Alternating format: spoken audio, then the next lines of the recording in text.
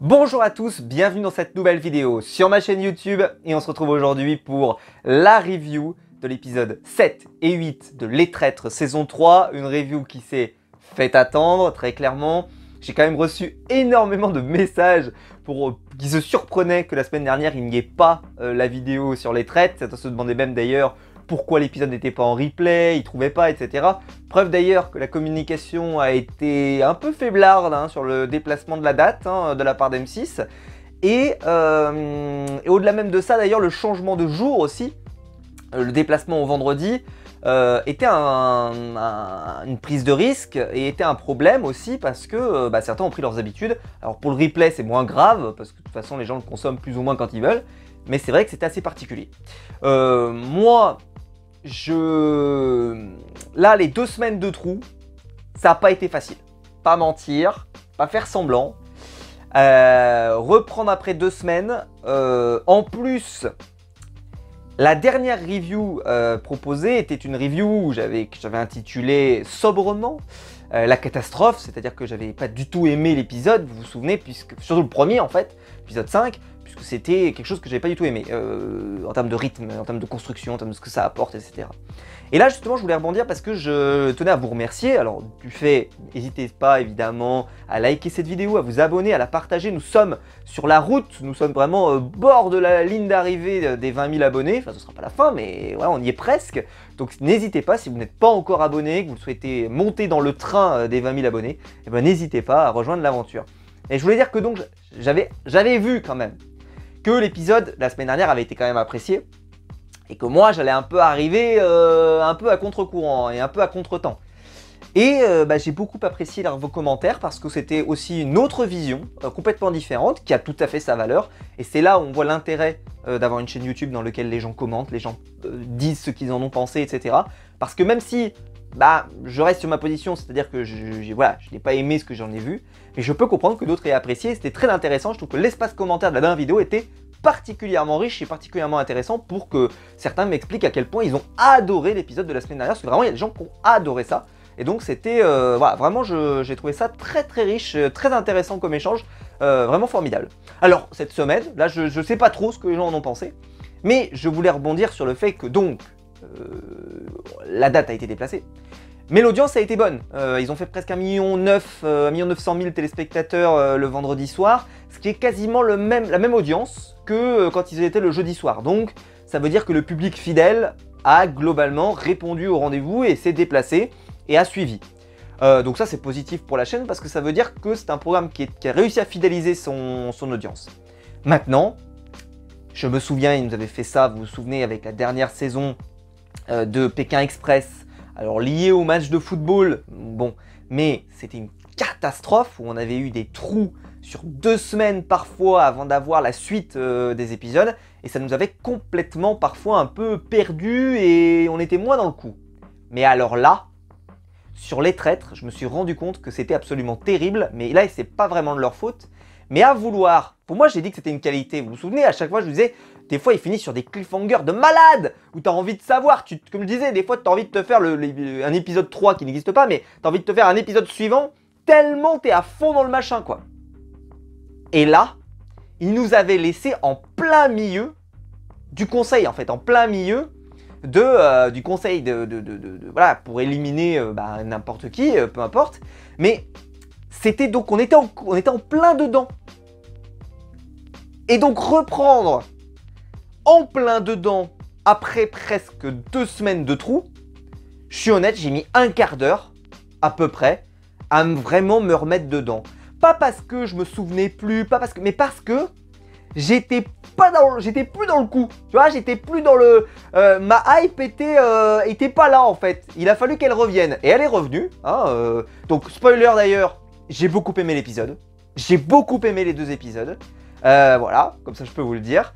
Par rapport à la dernière fois, le rythme était bien meilleur, j'ai trouvé tout était bien. En fait, j'ai retrouvé les traîtres que moi j'aime, dans le format, dans la narration, dans les épreuves, etc. J'ai aimé ce que j'ai vu parce qu'on est revenu à un format des traîtres plus traditionnel, mais qui me convient mieux et qui convient mieux à ce que j'attends de l'émission. Mais comme je le dis, c'est évidemment mes goûts. Mais dites-moi vous, peut-être que vous, par exemple, vous avez... D'ailleurs, ça m'intéresse ça. Dites-le moi dans les commentaires, vous avez préféré cet épisode, enfin les 2 épisodes qu'on a eu là, ou les 2 épisodes de la semaine dernière, pour savoir.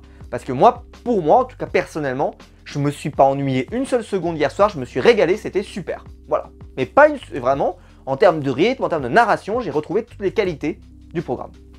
Alors, comme je disais, on reprend directement dans le conseil, et c'est ce que je dis là. Par exemple, on démarre Crazy Sally qui discute avec Stummy Bugsy, etc., etc. Et en fait, on est plus dedans. Enfin, moi, j'étais plus chaud en fait. J'étais plus chaud. Et il a fallu me réchauffer. Et malheureusement, je pense que c'est là que je me dis, est-ce que vraiment c'était le meilleur choix de cliffhanger dans la situation dans laquelle ils étaient? Bah oui, si on était revenu une semaine après. Mais là, après presque 2 semaines d'arrêt, même plus de 2 semaines d'arrêt d'ailleurs, je pense que c'était très difficile de s'y remettre. Et je le dis, je sais que Pékin Express redémarre ce soir au moment où je tourne cette vidéo. Et donc demain, vous reverrez ma tête puisque demain on fera la review de Pékin Express. Là, je vous préviens, je pense qu'M6, la télévision française, me déteste. Faut être très clair, faut être honnête. Normalement, à la rentrée de septembre, moi personnellement, je suis... Hein, voilà, n'en donnez plus, j'ai trop de boulot.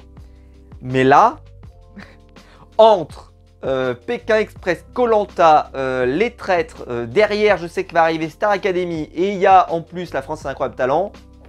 Je sais pas comment on va faire tout ça sur la chaîne, je n'en sais rien. Franchement, j'essaye de ne pas me projeter parce que ça va être dur. Bref, je reviens à mon sujet, c'est que Pékin Express sera diffusé ce soir, donc un samedi soir, truc hyper étrange.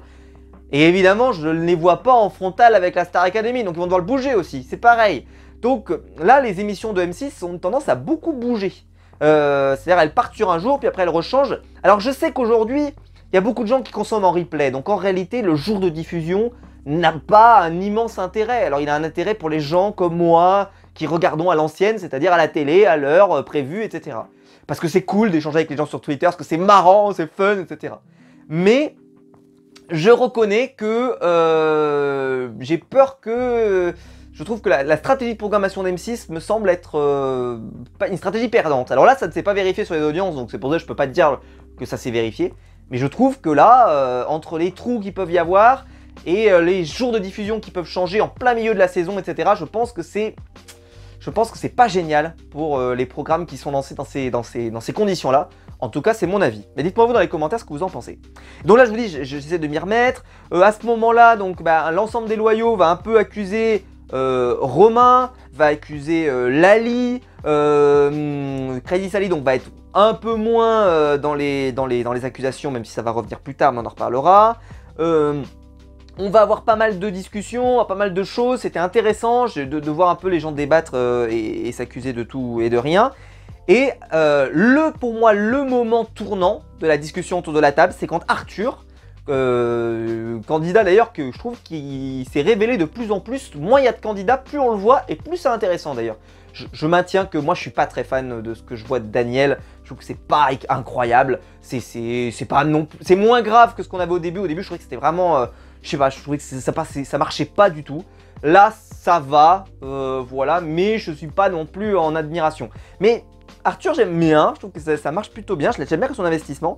Et en fait pour moi le moment tournant qui amène l'élimination de Romain, c'est ce moment où Arthur va dire mais en fait Romain, c'est très simple, si on se trompe ce soir-là, et qu'on vote contre toi, si tu es... Alors, déjà, si on a raison, si t'es traître, on a raison. Mais si t'es loyal, en fait, tu nous sers strictement à rien, puisque à force de voter contre Daniel, ou même contre moi, mais surtout contre Daniel, en réalité, c'est-à-dire que tes votes ne nous servent à rien, tu ne nous sers pas pour les enquêtes, donc de toute façon, tu es un poids mort. Donc, il faut t'éliminer. Donc, soit on aura juste parce que tu es un traître, soit on aura aussi juste parce qu'on éliminera un loyal qui est inefficace, qui n'est pas bon. J'ai trouvé que cet argument était, mais alors, d'une limpidité exceptionnelle. J'avais envie de voter Romain, alors pourtant c'est un candidat que j'appréciais. Mais là, la démonstration était de tellement de qualité que j'étais là, j'ai dit bravo, bravo monsieur. Ah, je vous serrai la main monsieur, je vous serre la main. Ah ouais, c'était magnifique. Ah mais vraiment le truc c'est vraiment intro, plan, conclusion, dissertation, 20 sur 20 messieurs dames, bonsoir. Formidable. Ah mais, et donc, résultat final. Carla va avoir un vote de la part de Lali de mémoire, Lali 2 votes, Romain 6 votes, Arthur 1 vote. de la part de Romain. Et Bruno Solo, un vote, bon, qui était un peu incompréhensible, enfin en tout cas qui n'était pas vraiment justifié, mais bon, c'est pas très grave. Bref, Romain est éliminé, évidemment, donc ce n'était pas un traître, mais à ce moment-là, on peut se dire, oh, on s'est gouré, oui, mais en même temps, ça enlevait le raisonnement d'Arthur avait enlevé la culpabilité de se gourer. C'est-à-dire que c'était tellement, soit on a raison, soit on a tort, mais de toute façon, c'est une bonne décision, de toute façon. Et j'ai trouvé que il a réussi à me convaincre. C'est-à-dire que cet argument, je l'ai trouvé suffisamment bon pour faire ce choix, parce que dans les deux cas, tu avais l'impression que tu perdais pas vraiment. Alors qu'en vrai, si, parce que tu perds un tour, où tu aurais pu éliminer un traître, et au final, tu élimines un loyal. Mais j'ai trouvé que c'était pas mal. Les traîtres vont évidemment se retrouver le soir même. Et Eric Antoine vient les voir pour leur annoncer qu'il n'y a pas de bannissement ce soir. Qu'il va y avoir le fameux donjon de la mort, dont on se souvient, où on va choisir 4 candidats, qui peuvent être des loyaux ou des traîtres, qui vont se retrouver à part. Et parmi ces 4 candidats, un loyal sera éliminé par les traîtres. Ce qui fait qu'ils peuvent intégrer un traître à l'intérieur de la mécanique ou même 2 d'ailleurs, c'est ce qu'ils vont dire, c'est qu'il faut qu'on ait un traître de chaque côté, comme ça on pourra avoir la totalité des informations de ce qui se passe dans le jeu. J'ai trouvé que c'était bien. Vous vous souvenez, je vous en avais parlé quand Hugo, Laurent et c'était déjà Crazy Sally ou c'était Frédéric, je ne sais plus. Non, c'était Crazy Sally. Bref, ils s'étaient retrouvés, vous vous souvenez, ils s'étaient retrouvés tous les 3 à part du groupe. Et je vous avais dit, là, ils avaient fait preuve d'un peu de suffisance, c'est-à-dire de laisser... oui, c'était avec Crazy Sally, je me remets. Et j'avais dit, ils avaient fait preuve de suffisance à laisser les groupes comme ça parler sans contrôle, et comme ça, leur nom pouvait finir par arriver sur la table. Là, ils n'ont pas fait cette erreur, ils ont été suffisamment, suffisamment clairs. Le lendemain matin, donc on arrive au petit déjeuner, on n'a pas tout de suite les informations sur qui est envoyé. À ce moment-là, Commedia dell'arte de Hugo qui va faire en pleurant parce que il a éliminé Romain et que il se dit mais vraiment j'ai provoqué par des raisonnements que j'ai pu avoir le fait qu'il s'en aille, alors qu'en vrai il n'y avait pas de raison, vraiment je le sentais en plus qu'il n'était pas traître, mais vraiment j'ai fait une débilité, alors qu'en vrai il n'a pas du tout envie de pleurer. La scène est assez spectaculaire, bravo. On découvre alors avec l'arrivée des candidats que les 4 candidats qui sont dans le donjon, c'est Carla, Lali, Laurent le traître et Daniel. Je pense que c'était plutôt un bon choix dans la sélection, parce que Daniel, les gens ont peu de doutes sur le fait que Daniel soit une traître, ils ont plutôt l'impression que c'est une loyale, et ils ont raison. Donc il reste Laurent, Carla, Lali. Lali est très accusée, ok. Laurent n'était pas accusé et Carla, elle n'est pas accusée jusqu'à ce moment-là, mais on pouvait peut-être mener des choses intéressantes à ce sujet. Et se dire, il y a peut-être un traître là-dedans, pouvait être intéressant, et je pense que cette sélection était pas trop mal. En tout cas, de mon point de vue, même si en vrai, je pense que là, de toute façon, la section des noms est pas non plus rédhibitoire. Mais par exemple, il fallait pas choisir Crazy Sally, je pense que ça aurait été peut-être un mauvais choix, je pense. À ce moment-là, on va avoir un face-off, on peut appeler ça comme ça, Lali contre Carla, avec Lali qui va y montrer qu'elle est capable de pleurer sur commande, et parce que Carla pleurait 30 secondes avant, parce qu'en fait elle s'accuse toutes les deux d'être traîtres. Donc en fait il y en a forcément une qui pense avoir raison, alors qu'en vérité il n'y en a aucune des deux qui a raison. Donc c'est assez formidable, c'est vrai, elles sont toutes les deux, elles se font plus ou moins le même reproche, hein. C'est-à-dire que Lali dit à Carla qu'elle est, Carla dit à Lali, t'es trop sur mon dos, ça va pas. Lali reproche, elle fait l'inverse, elle lui dit, mais tu es aussi sur mon dos de la même manière, etc. Donc, en gros, on sent qu'il y a 2 poulets dans la bergerie, 2 poulets dans le poulailler plutôt, et qu'il va falloir que l'un de nous deux nous quitte. Hein. Le renard va devoir tuer l'une des 2 proies. Donc, choisissez, hein, un peu Hunger Games dans le principe. Mais est-ce qu'on ne peut pas laisser la situation telle qu'elle, parce que ça ne mène à rien en fait, ça mène à la catastrophe, donc ça ne mène à rien. Donc voilà. Et du côté des candidats, on va avoir le jeu du mensonge. Alors, je vous avais expliqué la semaine dernière que j'avais trouvé que certains jeux n'étaient pas très intéressants, surtout la longue procession, parce que j'avais pas été emporté dans cette histoire. Et là, moi, perso, j'ai beaucoup aimé. Alors j'ai beaucoup aimé pour 3 raisons. La première, c'est que évidemment le téléspectateur joue autant que les candidats. En fait, la mécanique est simple, c'est il y a un candidat qui part, il voit quelque chose qu'on ne voit pas, il revient, et il nous raconte ce qu'il a vu. Et est-ce qu'il a menti? Pas menti. J'ai trouvé que c'était hyper bien, parce que le téléspectateur avait aussi envie de jouer. Donc c'était bien de laisser tes spectateurs jouer, de pas montrer si vraiment ils avaient vu ou pas. C'est-à-dire, t'es là avec les gens qui regardent, donc les autres loyaux et traîtres qui ne sont pas dans le donjon. J'ai trouvé que c'était cool, même moi je me disais, ah, est-ce qu'il ment, est-ce qu'il ment pas, est-ce qu'elle ment pas. Enfin, c'était vraiment super à écouter. Voilà, moi j'ai beaucoup aimé. Effectivement, évidemment, je le précise, ça n'a pas un impact majeur, c'est-à-dire que les épreuves des traîtres, ça a été souvent un reproche, mais non pas, c'est pas comme Koh-Lanta ou choses comme ça n'a pas un impact majeur. Même si là, par contre, ça pouvait récupérer la dague, donc c'était quand même très important de réussir l'épreuve. Mais c'est plutôt juste pour animer l'épisode, pour le remplir. Et ben j'ai bien aimé, franchement, le clown qui est arrivé, là, il était flippant, vraiment, mais alors, waouh, terrible. Il y a un moment, il s'approche. Je vous promets sur ma vie que vous êtes avec quelqu'un d'un peu sanguin, un peu comme moi. Moi, je lui mets un coup dans les robinets. Moi, acte de défense. Acte de défense. J'estime que la personne s'est approchée de mon espace vital. Voilà, on a connu le Covid-19. J'estime que cette personne s'est approchée de trop près. Défense. Autodéfense. Non, mais vraiment, c'était... flip, voilà, malaise un peu, malaise, qu'est-ce qui se passe? Bon bref, mais d'autres trucs, enfin bref, la séquence qui va marquer particulièrement, c'est celle de Hugo qui va lire une lettre décrite par sa mère et qui va le faire pleurer, donc on supposait bien franchement qu'il pouvait pas à ce point-là, parce que vraiment là il avait été en sanglots de ouf, donc on se disait bien qu'il mentait pas.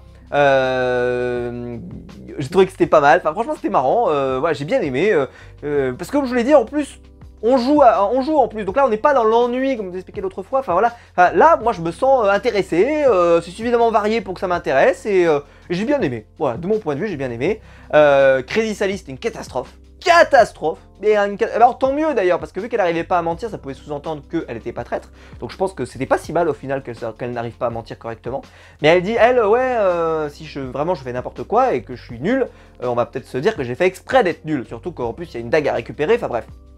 Mais là, vraiment, je ne la croyais pas du tout, moi non plus, hein, vraiment c'était une évidence absolue, voilà.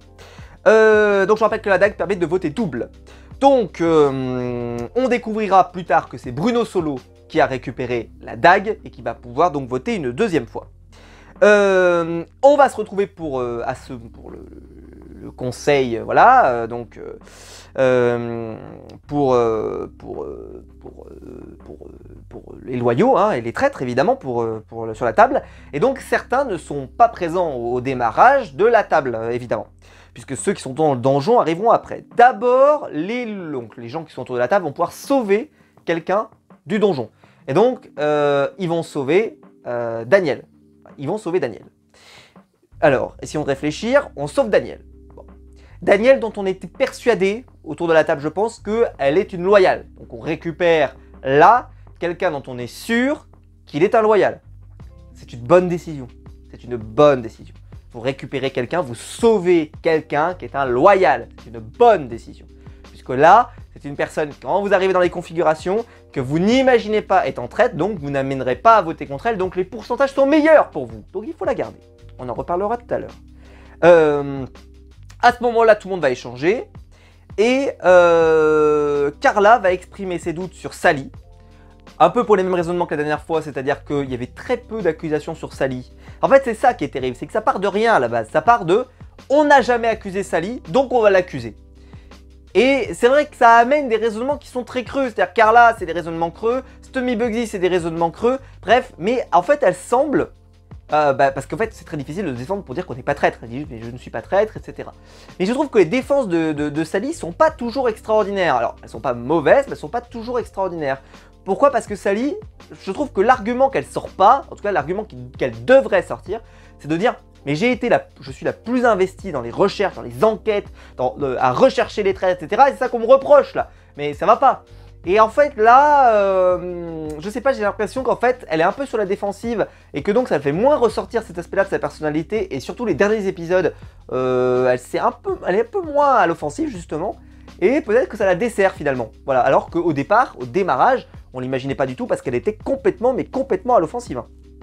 Donc à ce moment-là, justement, donc on va avoir Sally qui va se défendre avec un discours assez sympa, assez bien structuré, pour essayer d'accuser Bruno Solo. Bon, pourquoi pas. Après, il n'y avait pas énormément de pistes sur Bruno Solo. Alors elle va se défendre en disant en fait qu'elle lance des pistes sur Bruno Solo parce que justement personne ne se lance sur Bruno pour montrer qu'elle n'est pas si... Enfin bon, j'ai trouvé que le raisonnement amenant à imaginer que c'était Bruno Solo était un peu faiblard. Et comme je vous l'ai dit, je trouve que la défense de Sally n'était pas exceptionnelle sans être mauvaise, mais pas extraordinaire. À ce moment-là, on va avoir le vote. Stommy Bugsy va avoir un vote. Gwendal va avoir un vote. Arthur va avoir un vote. Bruno 2 votes. Carla 2 votes. Et là, Lali 4 votes. Lali qui est la personne pour laquelle ils ont un doute depuis très longtemps. Et je vous expliquais, en fait, cet épisode avait pour vocation, voilà, il fallait trancher. Carla ou Lali, Lali ou Carla. Il fallait qu'il y en ait une des deux qui aille jusqu'au bout et qui aille... voilà, il fallait qu'elle sorte, quoi. Qu'il y en ait une des deux qui sorte. Et c'est Lali qui s'en va, mais Lali n'est pas traître. Mais Carla non plus, d'ailleurs. Et alors, Lali, ce qui est intéressant, c'est quand elle s'en va, elle regarde vers la droite. C'est vers la droite ou vers la gauche, je ne sais plus. Peu importe, vers la droite, je crois, de la table. Et elle dit, je sens que ça peut être par là. Et c'est à la droite, il y avait Arthur et il y avait Gwendal. Donc voilà, qui n'est pas du tout en cohérence avec ce qu'elle nous a fait autour de Carla, en fait, jusqu'à ce moment-là. Donc, bon, pourquoi pas, à la limite. Mais bon, c'était une phrase, bon, de toute façon, elle n'engage à rien. Et elle s'en va, très digne, très sympa. Moi, voilà, une candidate que j'ai appréciée sans plus, mais j'ai apprécié. Et donc, Lali s'en va. Et à ce moment-là, Stommy Bugsy va se mettre à pleurer. Et pourquoi je vous le cite lui, parce que je vais revenir, c'est que d'autres candidats vont pleurer. Tout le long là de cette table, les candidats vont pleurer. Je m'attends donc, je préviens tout de suite, à mon avis, la finale, parce que la semaine prochaine, on aura la finale, ça va pleurer comme pas permis, ça va pleurer dans les chaumières, croyez-moi, ça va y avoir du sanglot, ça va chialer, ça va y aller, j'en suis persuadé, ça va pleurer, pleurer, pleurer, pleurer et pleurer, et encore pleurer, et n'en donner plus, voilà. Je pense que ça va être très très intense la finale, je pense que ça va, voilà, ça va y aller. Parce que Stommy Bugsy, le voir pleurer, je m'y attendais pas. Alors je vais pas vous faire les clichés de mal alpha des familles, pour vous dire que l'homme ne pleure pas, etc. Je n'y crois pas moi-même, mais c'est plutôt du style, je ne le voyais pas pleurer, quoi. Je ne le voyais pas pleurer. D'ailleurs, Crazy Sally, qui le connaît un peu, elle dit, bah je n'imaginais pas pleurer non plus. Et donc voilà, c'était assez surprenant. C'est pour preuve que vraiment, là, ils sont à fond dans le jeu. On sent qu'on arrive au bout. Là, les nerfs sont un peu à vif. Et que, voilà, il faut que... Bah, je pense qu'on va avoir une finale un peu explosive, en tout cas on peut l'espérer. Je pense que la semaine prochaine, ça sera très très fort en émotion, je pense. On passe donc à l'épisode numéro 8. Lali étant éliminé, il reste donc, et là je trouve que c'est pour moi une vraie erreur de la part des loyaux, c'est de ne pas se dire, tiens, Danielle, on la considère comme pas traître. Ok.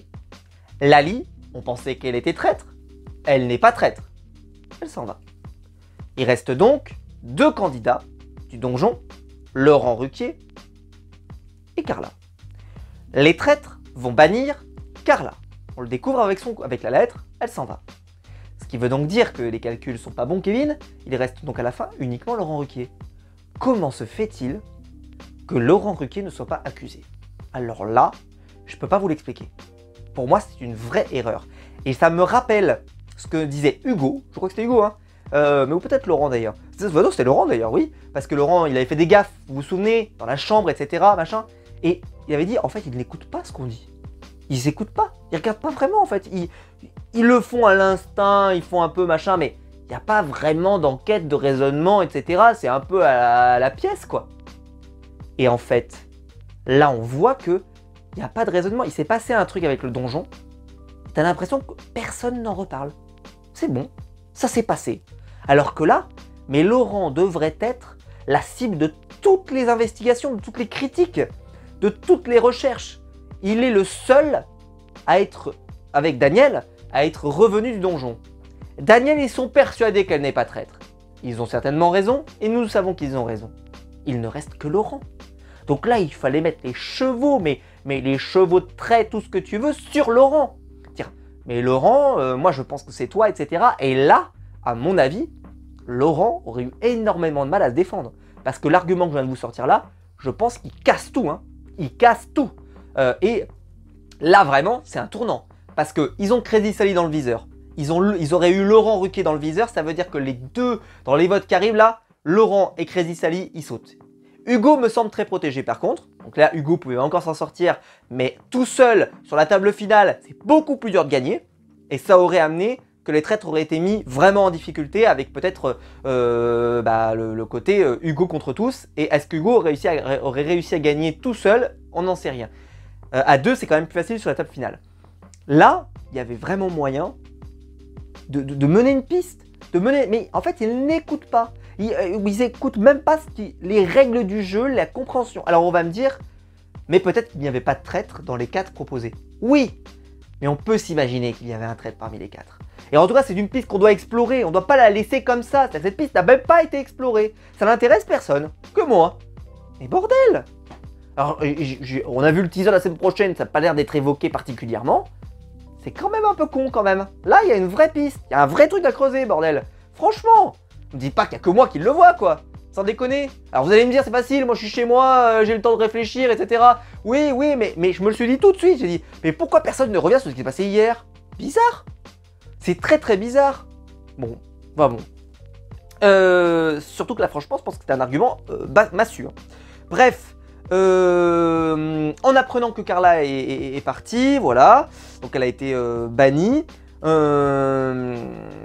Daniel le matin, au petit déjeuner, va évoquer qu'elle pense que dans les traîtres, il y a Hugo, qui a été très très peu évoqué comme étant traître, et Sally. Bon, Sally, de toute façon, globalement, tout le monde a l'air plus ou moins persuadé. Donc Sally ne gagnera pas l'émission. Pour être très clair, c'est improbable, puisque Sally, même si la table, par exemple, tourne mal, on finira par mettre son nom un peu par défaut, un peu comme ils ont fait avec Lali, où je pense qu'il n'y avait pas forcément un raisonnement incroyable, mais qu'ils mettent Lali parce qu'il fallait à un moment se virer de ce doute, en fait, enlever le doute Lali. Et je pense que Sally, de toute façon, ce doute va devoir être enlevé d'une manière ou d'une autre. Il faut qu'on soit persuadé que Lali est traître ou pas traître. D'ailleurs, je trouve que, comme je vous l'ai dit, les enquêteurs, les loyaux ne sont pas très bons, malheureusement. Et on le verra plus loin. Voilà. Eric Antoine ensuite va arriver donc pour présenter le programme de la journée avec le jeu qui va permettre de gagner une invitation et une invitation pour faire un face-à-face, un échange avec un loyal, enfin avec n'importe qui, pardon, excusez-moi. Vous invitez qui vous voulez et cette personne sera obligée de vous révéler ce qu'il est, c'est-à-dire un loyal ou un traître. Alors, ce qui est très très important, ça veut dire que donc là, vous avez la possibilité de démasquer quelqu'un. C'est un peu comme si vous jouez au loup-garou, et là, vous avez la possibilité, telle la voyante dans le loup-garou, de regarder la carte de quelqu'un. Je crois que c'était la voyante, ou je sais plus, la sorcière? Non, la voyante. La voyante, c'est ça, hein, qui pouvait regarder une carte d'un participant. Bah là, vous pouvez vraiment regarder le participant.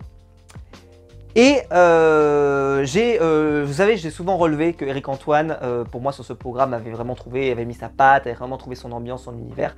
Et ça s'est vu à ce moment-là. Quand il fait son intro comme ça, là, il y a un moment, il parle tout seul. Il part dans une sorte de folie que j'adore chez Eric Antoine. J'ai vu tous ses spectacles et on a ça chez Eric Antoine depuis toujours. Et je l'aime voir ça. Et ça se voit qu'il prend un kiff, mais monumental à présenter ce programme. Il est vraiment fait pour ça. Hein. C'est incroyable, hein, mais c'est la rencontre entre un homme et un programme. À ce point-là, c'est vraiment extraordinaire, c'est sublime. Là, j'ai vu, mais à quel point Eric Antoine, il met sa marque au fer rouge sur le programme. C'est extraordinaire parce que je trouve qu'il incarne le programme, il met une ambiance dans ce programme qui est vraiment, mais il n'y a que lui qui peut faire ça, il n'y a aucun autre animateur qui peut faire ça comme lui. C'est vraiment formidable, j'adore Eric Antoine. Après, je suis un convaincu de toute façon parce que vraiment c'est extraordinaire ce qu'il fait depuis toujours, je l'adore Eric Antoine. Mais là, j'ai trouvé que je retrouvais en plus le Eric Antoine que j'adore, qui cabotine un peu, mais qui est... Ouais. Alors après, il y a peut-être des gens qui aiment moins. Je peux reconnaître que c'est un style d'animation qu'il faut aimer, mais tout le monde n'est pas censé être Stéphane Rothenberg, un truc très carré, très classe, très machin, très truc. Lui, il a vraiment son univers et son style, et c'est ce que je dis, c'est que ça colle parfaitement à l'univers du Cluedo, l'univers machin, enfin vraiment qu'il a installé dans son programme. C'est vraiment formidable, je ne tarie pas d'éloges sur la performance d'Eric Antoine dans ce programme, parce que c'est exceptionnel, c'est extraordinaire, on le dit pas assez, je le répéterai chaque année jusqu'à que mort s'en suive, mais il est extraordinaire, c'est... le programme d'une vie, quoi, pour un animateur, vraiment de trouver le programme qui te convient tellement que c'est magnifique. Alors, à ce moment-là, donc l'épreuve, donc comme je le disais, c'est une invitation donc pour dévoiler le jeu de quelqu'un. C'était, en fait, vous aviez des candidats donc qui avaient les yeux bandés, et un candidat dont la main d'Eric Antoine était mise sur l'épaule du candidat allait voler une enveloppe et il fallait trouver quelle était la personne qui avait enlevé l'enveloppe. Alors je vous ai dit, hein, très souvent, ils essaient de faire jouer le téléspectateur. Et là, c'est là la limite du système, c'est qu'ils ont essayé de nous faire jouer en mettant un masque sur une caméra. Et en gros, ouais, sauf que franchement, ça ne marche pas. Alors ça marche pas, alors peut-être parce que ça ne marche pas. Alors, enfin, je vais expliquer pourquoi. Il faudrait peut-être un matériel qu'on n'a pas chez nous pour pouvoir vraiment, c'est-à-dire qu'il faudrait que vous ayez des enceintes de malade pour qu'on puisse ressentir de où vient le son, est-ce qu'il vient de la gauche, de la droite, etc. Je sais qu'il y a des trucs qui existent comme ça, notamment pour les quand vous écoutez des choses avec des écouteurs, parfois on peut entendre des choses qui viennent de plus loin, de plus trucs, enfin bref. Pour ceux qui ont sur le matériel, ça peut être intéressant. Mais là, à la télé, ça passait pas du tout en fait, on pouvait pas deviner, ça c'était impossible. Donc c'était cool de nous laisser jouer. Mais parce que je trouve que c'est bien de nous laisser jouer, c'est sympa, mais là c'était peut-être pas propice à qu'on joue, je pense, mais c'était bien parce que je trouve que c'est bien de se poser la question, de se dire le téléspectateur doit pouvoir jouer. Je trouve ça très cool, mais là je trouve que ça marchait moyen parce qu'en fait là littéralement juste on avait la caméra qui était refermée et après on ouvre et qui a volé. Surtout qu'on n'a pas vraiment de piste, enfin bon.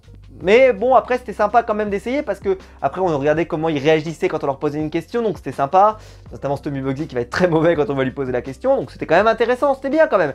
Mais je veux dire, de vouloir masquer la caméra, je pense que ça n'avait pas d'intérêt. Alors que nous laisser jouer, par contre, c'était super. Ça, je trouve que c'était une excellente idée. Bref. C'est finalement au bout du bout Arthur qui va gagner la lettre et qui va donc pouvoir dévoiler le jeu de quelqu'un. Alors, le jeu va ensuite s'enchaîner, Crazy Sally va se mettre à pleurer, j'ai adoré l'épreuve, hein, j'ai adoré les voir, j'ai adoré voir Tommy Bugsy ramper, j'ai adoré voir Crazy Sally déplacer les enveloppes, j'ai adoré l'épreuve, c'était super marrant, c'était cool de voir ça, pardon. C'est pas, comme je l'ai dit, ça révolutionne rien, ça n'a pas d'impact majeur sur le jeu, mais c'était marrant de les voir faire ça, c'était assez drôle. Mais, donc Arthur gagne la lettre à la fin, pardon. Et Crazy Sally va se mettre à pleurer à ce moment-là parce que justement elle est tellement accusée de partout, elle dit mais je comprends pas, tout le monde est contre moi, etc. Voilà, mais bon, est-ce que ça enlève les doutes des gens? Pas forcément. Eh ben si, Arthur se dit peut-être que c'est pas elle qu'il faut que je choisisse. Et peut-être qu'il faut que je choisisse quelqu'un d'autre et il commence à réfléchir et se dire bah peut-être que je pourrais prendre Bruno, peut-être que je pourrais prendre Tommy Bugsy, enfin bref. Alors qu'en vrai, là, il a l'occasion de prendre quelqu'un. Alors il y a deux courants de pensée.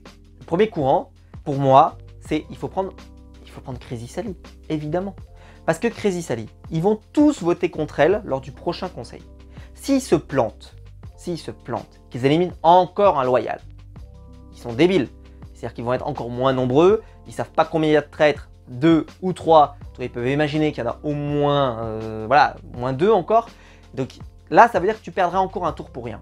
Donc pour moi, là, la confrontation avec Crazy Sally, si jamais ils ont raison, génial, ils ont raison, il ouvre, il constate qu'elle est traître, hop, il ramène ça comme information à tout le monde, elle est traître, hop, il l'élimine. Si par contre, elle n'est pas traître, et bien ça veut dire que c'est une loyale à 100%. Et dans ce cas-là, tu récupères quelqu'un sur lequel tu avais toutes les pistes qui allaient, qui d'un coup, hop, tu sais que tu vas pas gaspiller un vote, parce que là, c'est ce qu'ils vont faire au prochain conseil. Alors que Crazy Sally est une traître, hein, mais tu n'as pas la certitude. Donc là, tu ne peux pas te permettre, là, on est aussi proche du but, tu ne peux pas te permettre de gâcher un vote.